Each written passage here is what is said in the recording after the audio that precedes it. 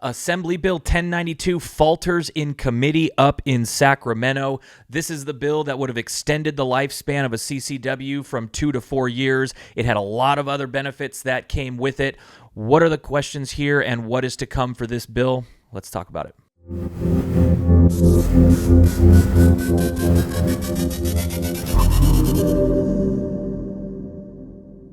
Hey everybody, welcome back to the channel today. That is right, we got another legislative video as AB 1092 took a little bit of a tumble on Tuesday.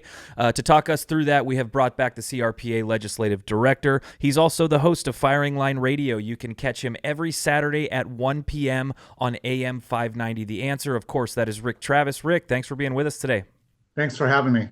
Yeah, absolutely. Looking very much forward to advocating for our rights in Capitol Day coming up next week. Perhaps something that we won't be talking about is Assembly Bill 1092, or perhaps we will, even with the committee meeting that we saw. But Rick, just for those who haven't been following along, can you go ahead, let us know what is Assembly Bill 1092 and why were we advocating for it? Well, I'll start with why we're advocating for it. Going up and down the state over the past several years, one of the things that has been troubling, to say the least, has been the amount of people who want to obtain an FFL, but certainly have been priced out of the market. We have lots of single parents, people in low-income areas that are law-abiding citizens, just like you and I, from all sorts of backgrounds, that in a state that preaches it's about diversity and equity isn't. Because those people are priced out. I mean, you're talking sometimes time they do all their training, they do everything, upwards of $1,500 to $2,000 for a permit that may only last a year to 2 years. Most other states in the country, like predominantly like 85% of them, are a 4 to 5 year license. So, as exorbitant as our prices are in California, if you could spread that out over 4 or 5 years, that would be better. Most professional licenses are renewed every 4 years. So trying to bring that into the same scheme of things in California would seem relatively simple. So what we said was this: in AB 1092, we would extend people's licenses from their initial from 2 years to 4 years, and every renewal 4 years. Training would remain the same. We didn't change any of that. Fees were not subjected, and sheriff's departments across the state were like, this is a great thing because it will allow us to take on, wait for it, Kevin, more CCW holders. Because one of the things some of the departments have ran into is they are limited by finances on their staff. Many sheriffs don't want to raise the fees. That's not what they want to do. They think that's wrong. Many of them think the fees should be capped because they're way too high. I agree with them. And so Orange County Sheriff Don Barnes, who I want to do a shout out to, unsolicited, jumped in on this bill and said, hey, look, this is going to save money. It's going to save time. It's going to improve resource management. We're going to be able to do better background checks. Like, this is a win-win-win. It's a win for law-abiding citizens. It's a win for the safety of California, and it's a win for everybody. So one would think this wasn't going to be a heavy lift. And then we went to Assembly Public Safety. That is ran by Assembly Member Nick Schultz, who is the chair, who said, oh, you know what? It's a former, attorney and everything in law. We're going to look at these things. We're going to look what's best for the public benefit. So during testimony, again, another shout out, the bill's author, Leticia Castillo, did an incredible job. She explained all the benefits. She explained that there were people in impoverished areas that cannot afford this, and they're in harm's way, and they've wanted this. She brought the people's voice to bear. We had people calling in. I testified of how it would reach out and solve many of those issues. And then we had Deputy Joe Pender from the Solano County Sheriff's Department, who runs for the last 6 years the statewide CCW. So you have the expert, Kevin, in that room to explain everything. Not one question asked by the Dems. Not one. Republicans made a couple of comments. Shout out to Juan Alanis, who said, hey, look, as a former law enforcement officer, a former person ran a CCW program, long overdue. This is like, yes, we want to make sure that we get these things done. We had the same thing from Assemblyman Lackey, also former law enforcement, who had worked in that same space, said the same thing. So I'm feeling fairly confident at that point. When Schultz comes out and says, which I found absolutely reprehensible, this is a bill in search of a problem that doesn't really exist. And, if there's problems with not having enough people to process these, I think we keep them at 2 years and wait for it. We raise the fees. So after being told by multiple experts in the field that diversity people that are looking for equity because they can't afford it, they have to choose food on the table, healthcare for their kids, or a CCW, and so they've been priced out of the market and are being controlled by the government.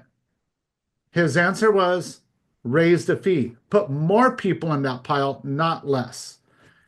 Yeah, And that seems pretty insane. I mean, well, first of all, you saying that this bill addresses a problem that doesn't exist, then why raise the fees in the first place? But I guess to summarize here, you've got a bill that extends the life of a CCW from 2 to 4 years. We've got a lot of evidence that this is going to be positive in so many different areas. On top of that, we have the federal government who is currently investigating areas in California for misuse of CCWs and the application process because of our lawsuit in LA County. Something that I did see I that want to was correct you on something. They're not investigating CCW holders. They're investigating the institutions that issue that. In fact, one of the things in testimony that we said to them was CCW holders from the Centers of Disease Control to the Federal Bureau of Investigation, arguably not the best friends of this community, both have reported for 25 years straight that CCW holders, including in California, are among the safest citizens in the country, safer with a firearm than even law enforcement. yes, that and that is what I meant. Sorry if I didn't expand on that. That's what I meant by the CCW application process. But something that I did notice, you had what was it? 4 no votes, 2 yay votes, and 3 non-votes. Let's focus on the 3 non-votes for a second. I know this is something that you've been extremely vocal about, especially in bills that we have advocated against. Getting those no votes when we're advocating against a bill, ends up helping us at the end of the day, because if you have more non-votes than the yay votes, the bill dies as well. Seems to have happened to this bill in this case. Any thought there? Who are these people who didn't vote, and what was the reasoning here? Were these people that we would expect a yay vote in this bill that we didn't end up getting it? Were these votes no votes that we were expecting? I mean, depending on the perception there, it could be a good thing, could be a bad thing. Can you go into the non-votes for this bill for us? Be more than happy to go into all the no votes because that's essentially what they become when someone says they abstain or they're just absent. Nobody was absent. Everybody showed up. So these are abstentions. So that's the first point I want to make. I want to go first through the no votes, if you don't mind, and then I'm going to focus on these abstentions. So the no votes were from Mark Gonzalez, Matt Haney, Nick Schultz already talked, and Dr. Lachey Sharp Collins. All three, along with Nick Schultz, come from very diverse communities where it's literally the land of haves and have-nots, and they're constantly championing in their own bills how they're there for the have-nots. Well, they were not there for the have-nots. They completely discounted their communities. And that needs to be remembered because these people are up for re-election in just about 12 months. So we need to start focusing on that. The 2 of the 3 people that abstained were John Herberdine and Stephanie Nguyen. Both of them claim to be people. They're trying to get out there and get people of color behind them, say they're there for the people. Again, though a lot of those areas, they have really poor response times to poor communities, and people aren't able to defend themselves. The one that really is chopping my craw a little bit is James Ramos. And here's why. James Ramos is running a bill, Assembly Bill 1006, also on CCWs. And some of you may be like, well, hey, we still got a chance, Rick. We still got a chance because Ramos is saying, yeah, I'm okay with 4 years. He did that because we had a 4-year bill for renewals. But he's also okay for bringing back subjective standards, bringing back standards that will, if you forgot that you had a ticket, 10, 15 years ago, you're banned from a CCW. He is trying to take us back to the pre-Bruin days of CCWs in the state with this bill. So this bill is not friendly. So what do I think he abstained? He abstained so you couldn't nail him, quote, for a no vote when it was a no vote, because this was completely political. He did not want our bill to go through because it would have been competitive with his bill and made the differences even more pronounced. And so he, working with his Democratic allies, killed this bill. Well, I don't think it's a stretch to say that, one of the reasons we're seeing a lot of these populist candidates, not just in California but across the country, start coming out of the woodworks is because the people want advocacy. And if you're going to come forward and say something like you're okay with 4-year CCWs but not deliver on a bill that would literally do that, that's not advocating. So we're definitely keeping tallies of these votes, whether these bills pass or fail. And the next election cycle that comes around, we're going to make sure and remind as many people as we possibly can that the advocacy for Second Amendment rights was not there in this committee on this day. However, Rick, you have also talked about the overall long-term strategy for pro-Second Amendment litigation as far as 1092. What's the status here, and what's the status looking forward? So the status is very interesting. And this is one of the pivot points. Leticia Castillo and her amazing staff reached out to me within a couple of hours of this horrific meeting that we had in committee and said, hey, we're not done.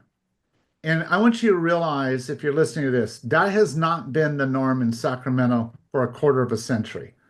Like, that has not been. They're like, okay, that didn't work. Nope. And you're pretty much done with that author for several years. That's not this new class of politicians that we have up there. She is working for the people. And so she said, hey, we're going to retool this bill. We're going to bring it back next January. And you know what? Help me get another positive 2A bill up. Write it up, work with my staff. Let's get it ready, tooled up, geared up, and let's go. So very positive. This is what I tried to tell the community over the past few months, Kevin. I know you've been on the road with me a couple times. Look, we are in a different way of fighting now. We will have our own zombie bills. And maybe this is round one with 1092. It takes us 3 rounds to get it across. But we will get it across. We will get it changed. And we're not giving up. Well, something definitely to follow along with. I will certainly be excited to see that in January upcoming next year so that we can get this because, like we just said, there are so many benefits to this. So definitely something to look forward to there as we continue to progress on CCW rights throughout the rest of this year, whether it be through legislation or litigation. Looking forward to seeing that. Rick, any final thoughts on this or legislation as a whole? We are kind of hitting that hot zone where a lot of committee meetings are happening.